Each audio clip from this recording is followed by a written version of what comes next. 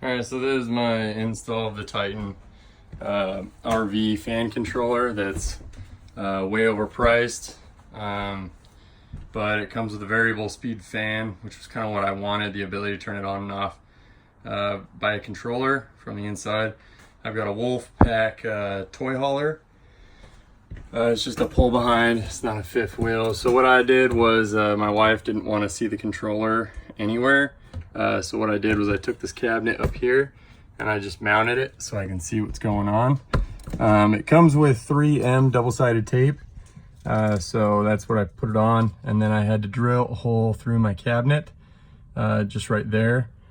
What I used was this 1/2 inch right here.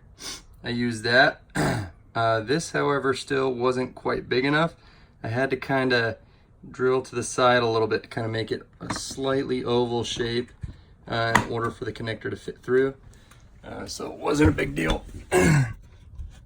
So that's right there. I was able to put all the wires through. Fished one down. There's an auto mode where it'll automatically do it. Right now, this wire I'll run to the outside in a second. It's the thermal sensor. So right now we'll just put it on manual and we'll turn it all the way up.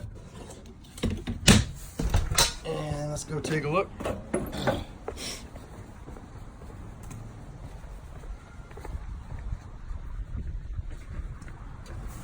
All right.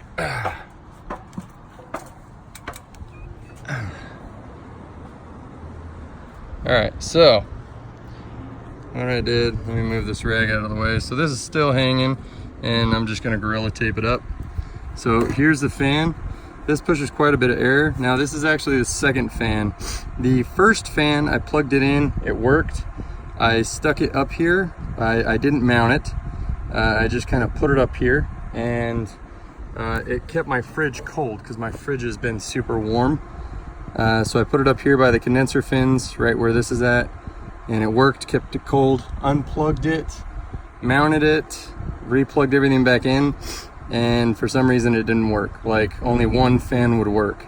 So called Amazon and they just decided to send me a new one. So this one I just plugged in, I didn't even test. Everything's working fine though. Ran the wire down the side there. The other wire I'm gonna tape right where it's at right here. Make sure it doesn't come off. I'll just clean the top of the fridge a little bit. But this is it. Kept my fridge nice and cold. These brackets right here, I got in a pack of 4 at Home Depot. It was a couple bucks, I think. And I found it over in the hinge section where you have like door hinges and doorknobs and or drawer cabinet knobs. So I just kind of grabbed these and they worked. Drilled into the side with the supplied screws right here. This is the screw. And I just watched my siding to make sure nothing came through. And I didn't drill any holes. I literally just went in there with the screwdriver right here.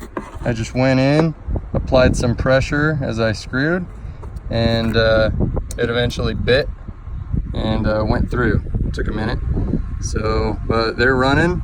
So now it's just gonna tape things up, and then I've got some Loctite clear sealant that I'll add on the inside to make sure I seal up that hole that I drilled. It's just Loctite clear sealant. So here, what I did to tap in the wires was, this is the wire coming down right here that I just kind of fished all the way down.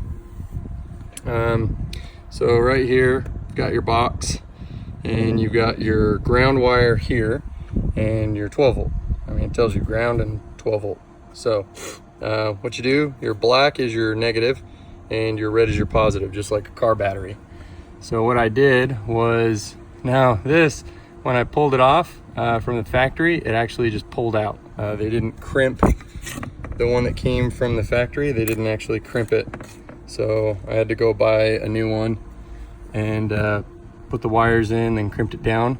But literally all I did was, there's a hole in the middle, and I literally just bent the wire at a 90, stuck it in the hole, and then slid that wire back on, so it just kind of pinched it.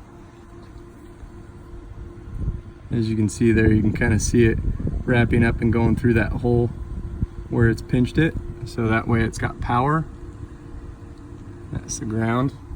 So, and that's how I wired it in. So the wiring was pretty simple, nothing hard. The first one, I played with the wires and jiggled it, thinking maybe there's a short, maybe I could fix it, and just only one fan would work. So I don't know, stumped. But this second one seems to be working, so I'm going to test it, make sure everything works good, and I'll write a review and hopefully post this video as well. But again, I put it up there and my fridge was frosty cold.